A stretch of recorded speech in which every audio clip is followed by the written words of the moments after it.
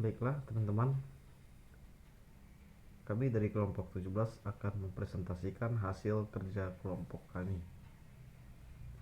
Sebelum kita mulai, saya akan memperkenalkan anggota kelompok saya. Yang pertama ada Yeremia Ruensa, yang kedua ada Silvius Citra Rizky, dan terakhir saya sendiri, Stewart Wadi. Bab-bab yang terdiri dalam presentasi ini adalah data hidrologi, penyaringan data hidrologi, analisa distribusi, menghitung debit, ketersediaan air, dan desain saluran. Bab 1. Data hujan. Menurut Sri Harto 2000-35, data hujan yang akan digunakan dalam analisis hidrologi harus merupakan data yang mengandung kesalahan yang sekecil mungkin, karena menghilangkan sama sekali kesalahan adalah tidak mungkin.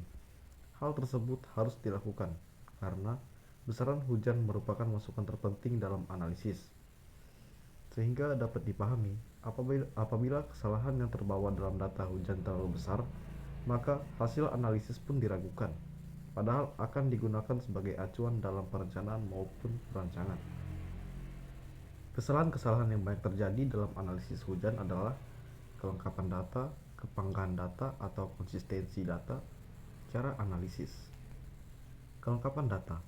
Data hujan dikumpulkan dari lapangan oleh para petugas atau pengamat. Dari pembacaan di alat ukur, kemudian dipindahkan dalam catatan sementara atau langsung ke formulir buku yang sudah disediakan.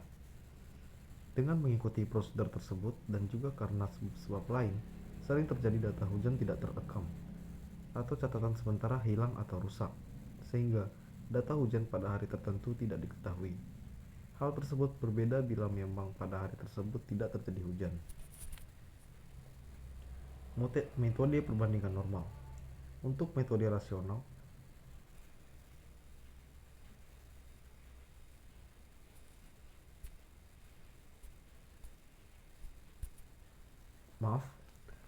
untuk metode rasional diperlukan stasiun pembanding, di mana diusahakan stasiun pembanding memiliki elevasi yang tidak jauh berbeda dari stasiun yang akan dikaji.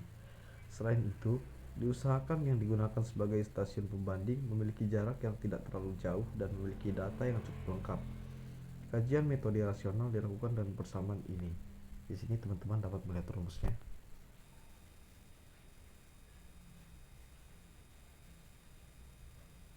Kita lanjut. Metode Markov. Berbeda dengan kedua metode sebelumnya, yang pengisiannya per bulan tergantung data mana yang hilang. Metode Markov, pengisiannya harus menggunakan data acuan berupa data historik tahun sebelumnya yang lengkap.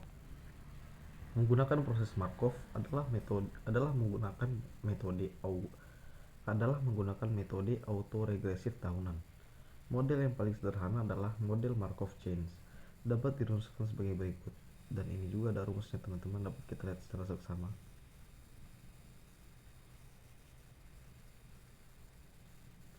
Kita masuk ke bab kedua, penyaringan data hidrologi. Uji konsistensi. Uji konsistensi berarti menguji kebenaran data lapangan yang tidak terpengaruhi oleh kesalahan pada saat pengiriman atau saat pengukuran. Data tersebut harus betul-betul menggambarkan fenomena hidrologi, seperti keadaan sebenarnya di lapangan. Uji konsistensi dapat dilakukan dengan banyak cara, diantaranya 1. Double mass curve. 2. Van Neumann ratio. 3. Cumulative deviation. 4. Worsley likelihood ratio test. 5. Prosedur Bayesian. Uji homogenitas. Menurut Suwarno 2000-25, sekumpulan data dari suatu variabel hidrologi sebagai hasil pengamatan atau pengukuran dapat disebut sama jenis atau homogeni. Apabila data tersebut diukur dari suatu resim yang tidak berubah, perubahan resim dari fenomena hidrologi dapat terjadi karena banyak sebab, misal perubahan alam, misalnya perubahan iklim, bencana alam, banjir besar, hujan lebat. Perubahan karena ulah manusia, misalnya pembuatan bendungan pada alur sungai dan pengundulan hutan. Banyak cara untuk menguji kesamaan data hidrologi, diantaranya adalah dengan cara 1. Grafis, 2. Kurva massa ganda, dan ketiga statistik. Dan rumus yang digunakan di sini dan sudah tertera.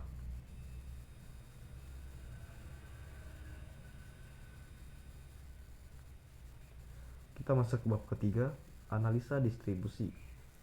Maksud dan tujuan dari penentuan metode analisa distribusi hujan yang paling sesuai adalah untuk menentukan metode analisa apa yang paling cocok digunakan dalam menentukan hujan periode ulang tertentu. Metode yang dimaksud adalah metode yang tercakup dalam distribusi kontinu, di antaranya 1. Metode normal, 2. Metode Gumbel tipe 1, 3. Metode log Pearson tipe 1, 4. Metode log normal 2 parameter, 5. Metode log normal 3 parameter. Penentuan metode analisa distribusi hujan yang sesuai atau uji kecocokan. Maksud dan tujuannya adalah untuk menentukan metode analisa apa yang cocok digunakan dalam menentukan hujan periode ulang tertentu. Metode yang dimaksud adalah metode yang merupakan metode yang tercakup dalam distribusi kontinu. Normal, Pearson tipe 3, log Pearson tipe 3, Gumbel tipe 1, log normal, dan sebagainya. Ada 2 tahap pengujian, yaitu uji deskriptor statistik, goodness of fit test, uji Chi kuadrat X pangkat 2, dan uji Smirnov-Kolmogorov. Metode Gumbel tipe 1. Dalam Suwerno 2000-123 dikatakan bahwa distribusi Gumbel tipe 1 atau disebut juga dengan distribusi ekstrim 1 atau extreme type 1 distribution umumnya digunakan untuk analisa data maksimum, misalnya untuk analisa frekuensi banjir. 2. Uji deskriptor statistik merupakan pengujian terhadap besaran statistik data atau nilai koefisien kurtosis, nilai koefisien skewness, nilai koefisien variasi yang akan dibandingkan dengan nilai tabel untuk dilihat atau dibandingkan apakah data yang digunakan mendekati parameter statistik acuan yang telah ditentukan dari salah satu metode yang ada atau tidak. 3. Uji Chi kuadrat. Uji Chi kuadrat dilakukan dengan membagi data pengamatan menjadi beberapa sub-bagian pengamatan dengan interval peluang tertentu sesuai dengan pengguna inginkan. Kemudian, peluang yang telah ditentukan tersebut dikompilasi dengan persamaan garis lurus dari distribusi yang diuji. Selanjutnya, parameter X. 4. Pengujian untuk metode Gumbel tipe 1. Untuk pengujian metode Gumbel tipe 1 dengan Chi kuadrat, ditentukan persamaan garis lurus untuk metode Gumbel tipe 1 dengan menggunakan metode momen. Kita masuk ke bab keempat, menghitung debit. Mencari hujan periode ulang.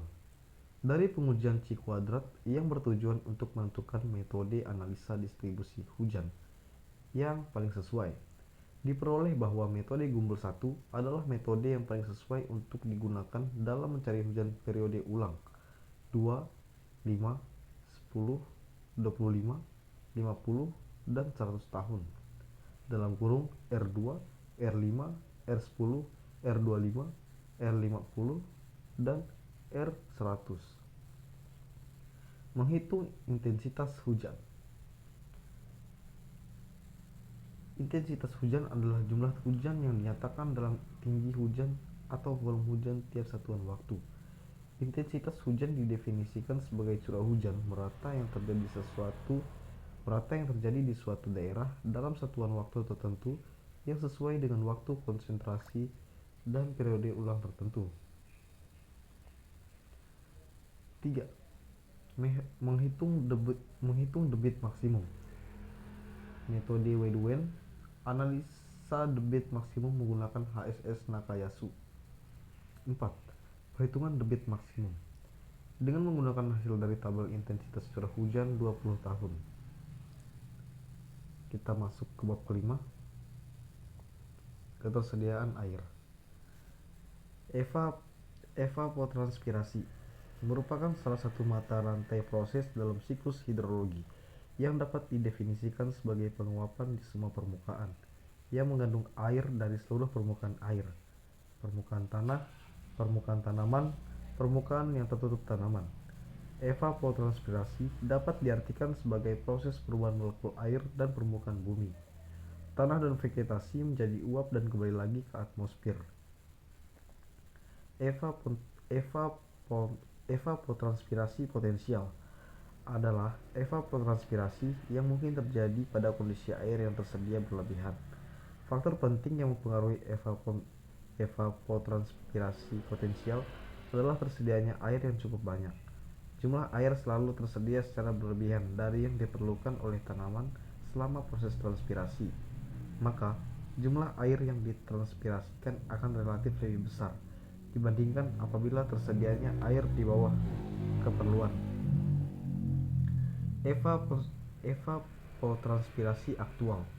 Jika dalam evapotranspirasi potensial, air yang tersedia dari yang diperlukan oleh tanaman selama proses transpirasi berlebihan, maka dalam evapotranspirasi aktual adalah evapotranspirasi yang terjadi pada kondisi air yang tersedia terbatas.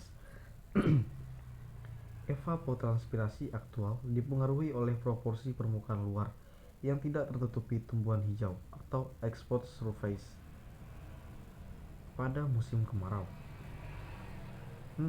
Desain saluran. Menghitung debit rencana. Pada tugas kali ini, kami mencoba mendesain sistem drainase jalan raya. Adapun perencanaannya adalah sebagai berikut. Perhitungan periode ulang. Pada umumnya, fasilitas drainase jalan raya dirancang berdasarkan siklus 10-25 tahunan. Pada tugas ini, kami ambil contoh untuk siklus 10 tahunan dengan menggunakan metode Gumbel. Didapat hujan pada periode ulang 10. Perhitungannya sebagai berikut. Y sama dengan D 2,25, R sama dengan Y ditambah 2,4105 per 0,0267. R10 di sini Y-nya kita masukkan angka yang di atas tadi. Jadi 2,25 ditambah 2,4105 ditambah 0,0267 dan hasilnya adalah 201,517. Perhitungan intensitas. Mencari waktu konsentrasi dengan persamaan Kirkbride berikut. Di sini juga ada rumus ya teman-teman, yang dimana TC adalah lama waktu konsentrasi, L panjang trik titik terjauh di daerah sampai titik pengamat banjir dalam kurung kilometer, S adalah kemiringan rata-rata saluran utama. Ini adalah tabel koefisien limpasan dan nilai banding kedap air. Bisa kita lihat secara bersama.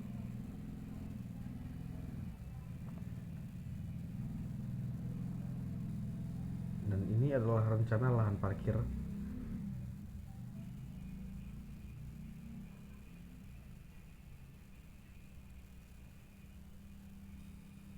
Ini adalah potongan A per A. Maksud saya potongan A sampai A.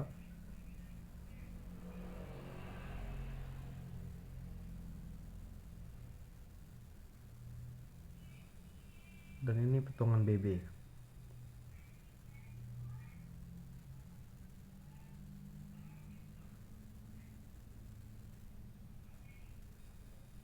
Baiklah teman-teman, sekian presentasi kami dari kelompok 17. Kami ucapkan terima kasih.